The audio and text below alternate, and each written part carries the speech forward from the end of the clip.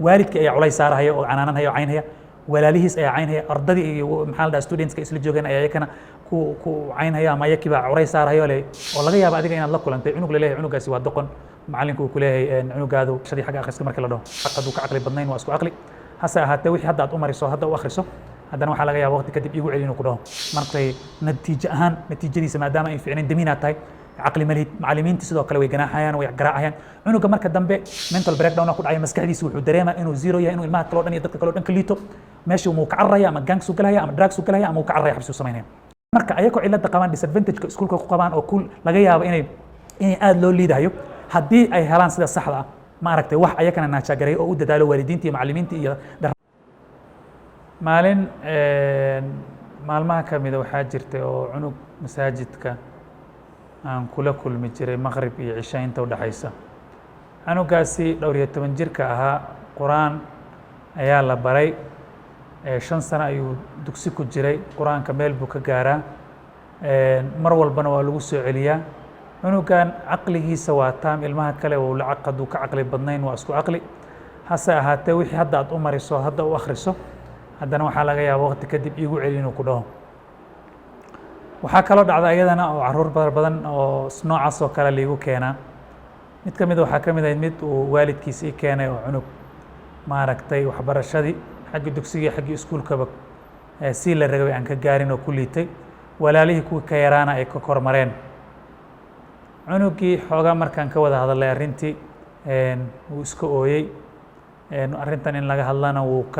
aad uga xumaaday caruur fara badan oo noocaasaa jirta oo laga yaabo adiga inaad la kulantay cunug laleeyahay cunugaasi waa doqon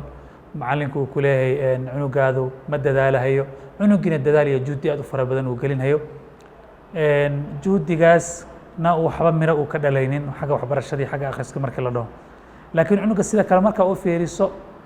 caqligiisa iyo taam wixiisa kale uu taam yahay ciladani waxaa dhici karta inay tahay cilad la yidhaahdo dyslexia dyslexiyada wadamada oo baxfiga laga sameeyay sida Mareykanka oo kale waxay sheegayaan 5 cunug mid ka mid ah inuu ciladan dyslexica uu qabo ciladan dyslexica ilmaha qaba markay primary schoolka ay bilaabaan secondary-ga ay galaan 35% caruurta noocaas iskuulka way ka cararaan 70% dhalinyarta samaysa dembiyada samaysa xabsiyada ku jirta waa dhalinyar waxaa waay dyslexia qabta 100% waxaa lagu qiyaasaa 40 dadka daroogada bilaabana inay dyslexic yihiin maxaa marka sababa ay u bilaabaan ciladan dyslexica waa wax yar oo xanuun aan saa usii weynan oo wax yara dadkan actually badankoodu way ka caqli badan yihiin sida arki doonta ilmaha kale laakiin markay buugaagtii akhriska noqoto ciladiisa maskaxdiisa qaybtan weliba bidixda wax yar connectionka ama qaybta laga rabay wixii dhawaqa ahaa inay ugu bedelaan qoraal ay u bedelaan ama qoraalka ay dhawaq u bedelaan waxa phonetics loo yaqaan cilad yar ka qabaan oo haddii si kale loo fiiriyo si kale loo tacaamulo caruurtan waxay noqon karaan caruurta ugu khatarsan hase ahaatee systemka educationka waddankeena ka jira ama haddii aan la dadaalin cilad ama disadvantage ay caruurtan ku tahay waalidkii ayaa culays saarahaya oo canaananhaya oo caynhaya walaalihiis ayaa caynhaya ardadii iyo maxaa la dhahaa studentska isla joogeen ayaa iyakana ku caynhaya ama iyakiibaa culays saarahayo le markay natiijo ahaan natiijadiisa maadaama ay fiicnayn damiinaad tahay caqli malihid macallimiinta sidoo kale way ganaaxayaan way garaacayaan cunuga marka dambe mental breakdown ku dhacaya maskaxdiisa wuxuu dareemaa inuu zero yahay inuu ilmaha kale oo dhan iyo dadka kale oo dhan ka liito meesha uu ka carraya ama gangs u galaya ama drugs u galaya ama uu ka carraya xabsi u samaynaya ilmahan ayagana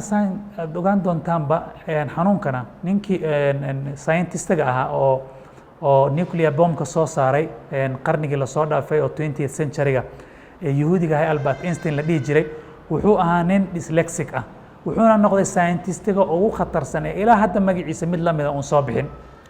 ninkii feeryahanka ee Maxamed Cali la dhihi jiray ee taqaanaan idinkaba dad badanna soo muslimiyey feeryahannimadiisana ilaa hadda wax u dhigma uusan jirin dyslexic ayuu asagana ninkan ingiriiska oo Virgin Atlantic Airline la dhaho iskale haddana Virgin Galactic la dhaho oo cirka aadaysa bahasha soo saaray company-ga iskale ee Richard Branson la dhaho asagana ciladan dyslexia uu qaba maxaan ciladan soo saarayna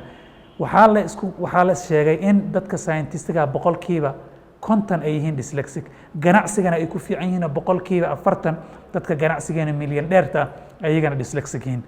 dadkan marka ayagoo cilada qabaan disadvantage-ka iskuulka ku qabaan oo laga yaabo inay aad loo liidayo